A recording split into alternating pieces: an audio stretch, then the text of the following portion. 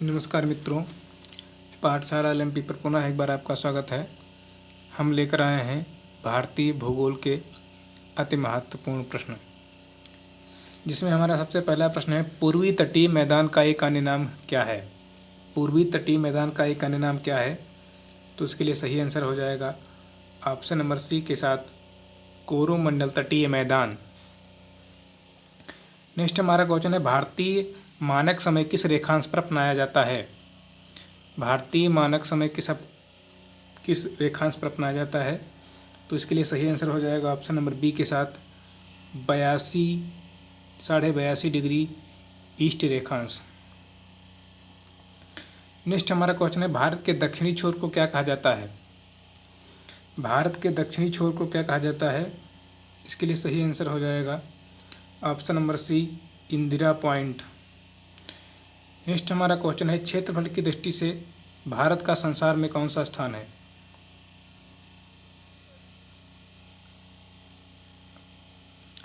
क्षेत्रफल की दृष्टि से भारत का संसार में कौन सा स्थान है? इसके लिए सही आंसर हो जाएगा ऑप्शन नंबर डी के साथ 7वां। नेक्स्ट हमारा क्वेश्चन है, भारतीय उपमहाद्वीपीय मूलतः किसका अंग था। भारतीय उपमहाद्वीप मूलतः किसका अंग था? तो इसके लिए सही आंसर हो जाएगा ऑप्शन नंबर डी के साथ गोंडवाना लैंड। नेक्स्ट हमारा कौन सा क्वेश्चन है, निम्नलिखित में से कौन सा पौधाश्रय प्राकृतिक पोताश्रय नहीं है। कौन सा पोताश्रय प्राकृतिक पोताश्रय नहीं है? पोताश्रय नहीं, इसके लिए सही आंसर हो जाएगा ऑप्शन नंबर ए के साथ चेन्नई। नेक्स्ट हमारा क्वेश्चन है, भारत का सबसे बड़ा संघराज्य क्षेत्र कौन सा है। भारत का सबसे बड़ा संघराज्य क्षेत्र कौन सा है? तो इसके लिए सही आंसर हो जाएगा ऑप्शन नंबर सी के साथ अंडमान और निकोबार द्वीप समूह।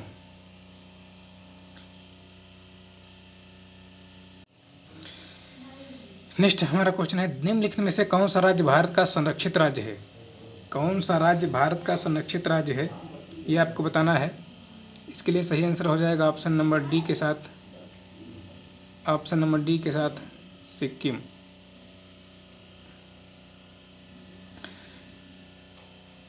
नेक्स्ट क्वेश्चन है, निम्नलिखित में से वह राज्य कौन सा है जिसकी सीमा म्यांमार से नहीं लगती है। वह राज्य कौन सा है जिसकी सीमा म्यांमार से नहीं लगती है? तो इसके लिए सही आंसर हो जाएगा ऑप्शन नंबर ए के साथ असम। निम्नलिखित में से सही जोड़ा कौन सा है, ये आपको बताना है। निम्नलिखित में से सही जोड़ा कौन सा है, ये आपको बताना है।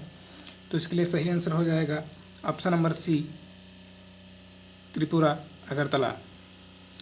नेक्स्ट क्वेश्चन है, निम्नलिखित में से किस राज्य की भूमि भारत के पूर्वी और पश्चिमी तटों पर है। किस राज्य की भूमि भारत के पूर्वी और पश्चिमी तटों पर है? तो इसके लिए सही आंसर हो जाएगा option number A, Puducherry. Next है, भारत के किस राज्य का क्षेत्रफल सबसे अधिक है। भारत के किस राज्य का क्षेत्रफल सबसे अधिक है? तो इसके लिए सही आंसर हो जाएगा ऑप्शन नंबर डी के साथ राजस्थान। नेक्स्ट है, किस भारतीय राज्य की तटरेखा सबसे लंबी है।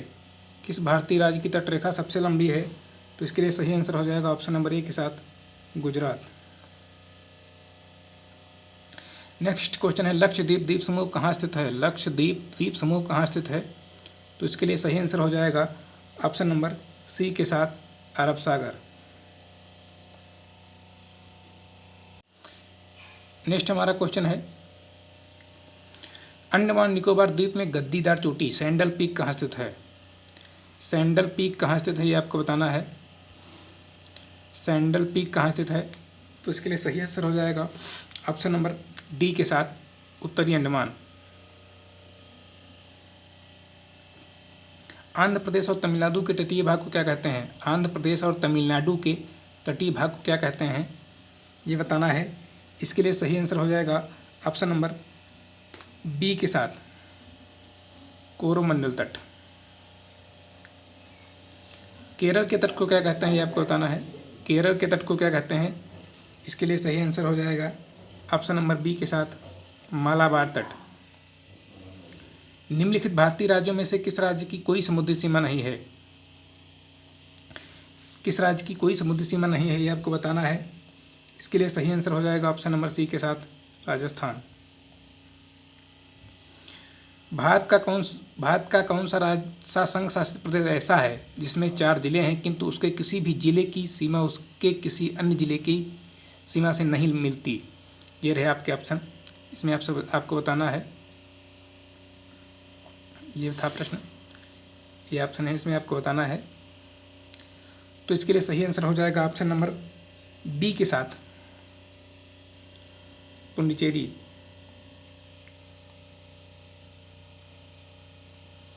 झीलों के अध्ययन को क्या कहते हैं, ये आपको बताना है। झीलों के अध्ययन को क्या कहते हैं? झीलों के अध्ययन को क्या कहते हैं? झीलों के अध्ययन को क्या कहते हैं या क्या कहा जाता है? तो इसके सही आंसर हो जाएगा ऑप्शन नंबर ए के साथ, लिम्नोलॉजी। नेक्स्ट क्वेश्चन है, निम्नलिखित में से किस स्थल को यूनेस्को की विश्व विरासत के स्थलों की सूची में शामिल किया गया है? 4 ऑप्शन इसमें सही से आपको बताना है। तो इसके लिए सही आंसर हो जाएगा ऑप्शन नंबर डी के साथ, Sundarban National Park. Next question है,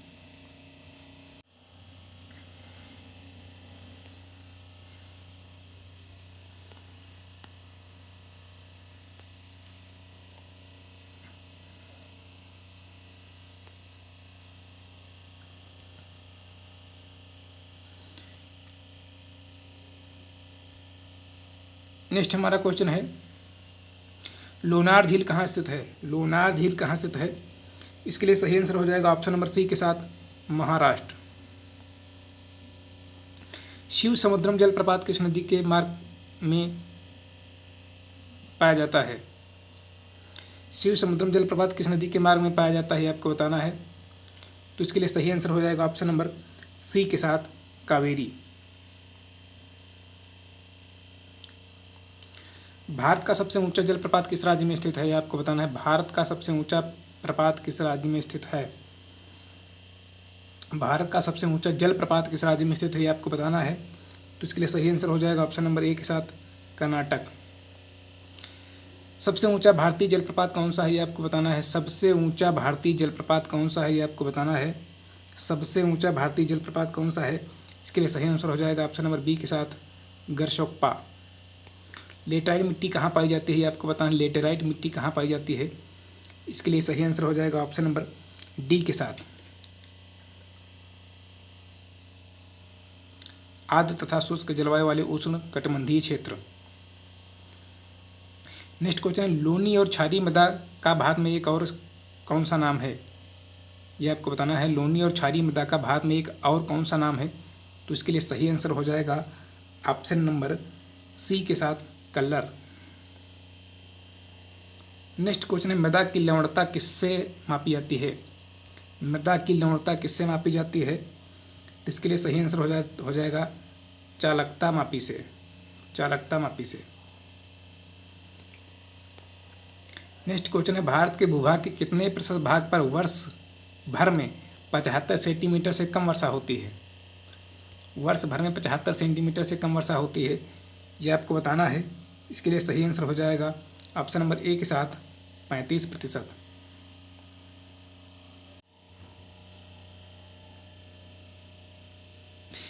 नेक्स्ट क्वेश्चन है, भारत की जलवायु कैसी है, ये आपको बताना है। भारत की जलवायु कैसी है? इसके लिए सही आंसर हो जाएगा ऑप्शन नंबर बी के साथ, मानसूनी। नेक्स्ट क्वेश्चन है हमारा, अक्टूबर और नवंबर के महीनों में कहाँ भारी वर्षा होती है, ये आपको बताना है। अक्टूबर और नवंबर के महीनों में कहाँ भारी वर्षा होती है? तो इसके लिए सही आंसर हो जाएगा हमारा ऑप्शन नंबर सी के साथ, ऑप्शन नंबर सी के साथ, कोरोमंडल तट पर। नेक्स्ट है, उत्तरी पूर्वी मानसून से किस प्रदेश में वर्षा होती है? उत्तरी पूर्वी मानसून से किस प्रदेश में वर्षा होती है, आपको बताना है। तो इसके लिए सही आंसर हो जाएगा ऑप्शन नंबर ए के साथ, तमिलनाडु। नेक्स्ट क्वेश्चन है, वायुमंडल में प्रायः गर्मी कहाँ से आती है? वायुमंडल में प्रायः गर्मी कहाँ से आती है, ये आपको बताना है। वायुमंडल में प्रायः गर्मी कहाँ से आती है? तो इसके लिए सही आंसर हो जाएगा ऑप्शन नंबर सी के साथ, विकिरण। निम्नलिखित में से कौन सा भारत का सबसे अधिक आर्द्र स्थान है? भारत का सबसे अधिक आर्द्र स्थान कौन सा है, ये आपको बताना है। तो इसके लिए सही आंसर हो जाएगा ऑप्शन नंबर, इसके लिए सही आंसर हो जाएगा ऑप्शन नंबर डी के साथ मासिन राम या मापसीन राम। नेक्स्ट है, भारत के धान के प्रदेश डॉट सेमी से अधिक वर्षा वाले क्षेत्र में स्थित है, ये आपको बताना है। तो इसके लिए सही आंसर हो जाएगा ऑप्शन नंबर सी के साथ 100। भारत में प्रायद्वीपीय नदी से संबंधित सबसे ऊंचा निकास बेसिन कौन सा है? सबसे ऊंचा निकास बेसिन कौन सा है ये आपको बताना है। सबसे ऊंचा निकास बेसिन कौन सा है? इसके लिए सही आंसर हो जाएगा ऑप्शन नंबर सी के साथ कृष्णा। निम्नलिखित में से किस नदी को दक्षिण की गंगा कहा जाता है ये आपको बताना है। किस नदी को दक्षिण की गंगा कहा जाता है? तो इसके लिए सही आंसर हो जाएगा ऑप्शन नंबर डी के साथ कावेरी। नेक्स्ट हमारा क्वेश्चन है, तिब्बत में सांगपो कहलाने वाली नदी कौन सी है? तिब्बत में सांगपो कहलाने वाली नदी कौन सी है आपको बताना है। तो इसके लिए सही आंसर हो जाएगा ऑप्शन नंबर बी के साथ यमुना। नेक्स्ट क्वेश्चन है, भारत में कौन सी नदी को खुला नाला कहा जाता है? भारत में कौन सी नदी को खुला नाला कहा जाता है, ये हमारा क्वेश्चन है। तो इसके लिए सही आंसर हो जाएगा ऑप्शन नंबर सी के साथ नर्मदा। नेक्स्ट क्वेश्चन है, भागीरथी और अलकनंदा के संगम पर कौन सा नगर स्थित है?